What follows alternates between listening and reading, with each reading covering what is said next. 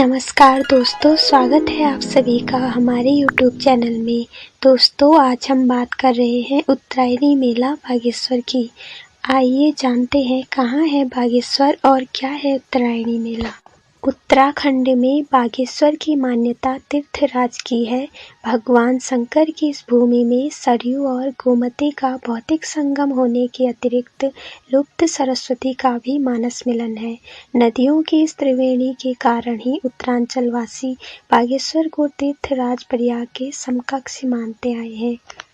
बागेश्वर का कस्बा पुराने इतिहास और सुनहरे अतीत को संजोए हुए है। स्कंद पुराण के मानस खंड में कुमचिल के विभिन्न स्थानों का विशद वर्णन उपलब्ध होता है। बागेश्वर के गौरव का भी गुणगान किया गया है। पौराणिक आख्यानों के अनुसार बागेश्वर शिव की लीला स्थली है। इसकी स्थापना भगवान शिव के गणचंडीस ने महादेव की इच्छा अनुसार दूसरी काशी के रूप में की और बाद में शंकर पार्वती ने अपना निवास बनाया। शिव की उपस्थिति में आकाश में स्वयंभू लिंग भी उत्पन्न हुआ, जिसकी ऋषियों ने बागेश्वर रूप में आराधना की।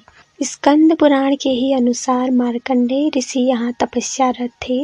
ब्रह्मर्षि वशिष्ठ जब देवलोक से विष्णु की मानस पुत्री सरयू को लेकर आए तो शार्कंडेय ऋषि के कारण सरयू को आगे बढ़ने से रुकना पड़ा। ऋषि की तपस्या भी भंग न हो और सरयू को भी मार्ग मिल जाए, इस आशय से पार्वती ने गाय और शिव ने व्याघ्र का रूप धारण किया और तपस्यारत ऋषि से सरयू को मार्ग दिलाया। कालांतर व्याघ्रेश्वर ही बागेश्वर बन गया। बागेश्वर तीर्थ में मृत्यु से प्राणी शिव को प्राप्त होता है। इस प्रकार सूर्य तीर्थ तथा अग्नि तीर्थ के बीच स्थित विशेश्वर ही बागेश्वर है। सरयू का निर्मल जल सतोगुणी फल देता है। नदी की दूसरी धारा गोमती है, जो अंबरीय मुनि के आश्रम में पालित नंदिनी गाय के सिंगों के प्रहार से उत्पन्न हुई। बागेश्वर के सुनहरे अतीत में ही उत्तरायणी का भी गौरवमयी पृष्ठ है। प्राप्त प्रमाणों के आधार पर माना जाता है कि चंद वंशीय राजाओं के शासनकाल में ही माघ मेले की नींव पड़ी थी। बागेश्वर की समस्त भूमि का स्वामित्व था। भूमि से उत्पन्न उपज का एक बड़ा भाग मंदिरों का रखरखाव में खर्च होता था। चंद राजाओं ने ऐतिहासिक बागनाथ मंदिर में पुजारी नियुक्त किए।